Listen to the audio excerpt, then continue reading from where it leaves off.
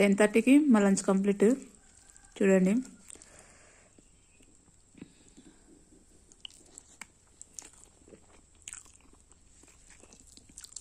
కూరగాయలు లేనప్పుడు ఇలా మామిడి టంకలతో పులుసు చేసుకుంటాము. అది కూడా మామిడి పండ్లు దొరికిన టైంలోనే.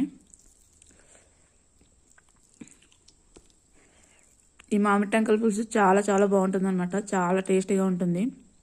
ఒక్కసారి తింటే వదిలిపెట్టరు. మామిడి టంకల పులుసు ఎలా చేయాలో ఒక వీడియో అప్లోడ్ చేశాను, చూడండి ఎవరైనా చూడకపోతే. ఇంకా మామిడి పండ్లు సూపర్ కాంబినేషన్ కదా.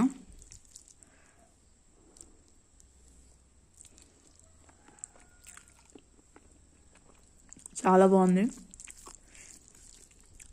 ఇలా ప్లేట్ మొత్తం ఖాళీ చేస్తామన్నమాట. ఈ మామిడి టంకల పులుసు అంత టేస్ట్గా ఉంటుంది. పుల్ల పుల్లగా, కారం కారంగా, తీయ తీయగా చాలా బాగుంటుంది. ఇంకా డైజెషన్ అయితే చాలా ఈజీగా అయిపోతుంది అనమాట ఈ పులుసు తినడం వల్ల. మీరు కూడా ఒకసారి ఇలా ట్రై చేసి తినండి, చాలా చాలా బాగుంటుంది.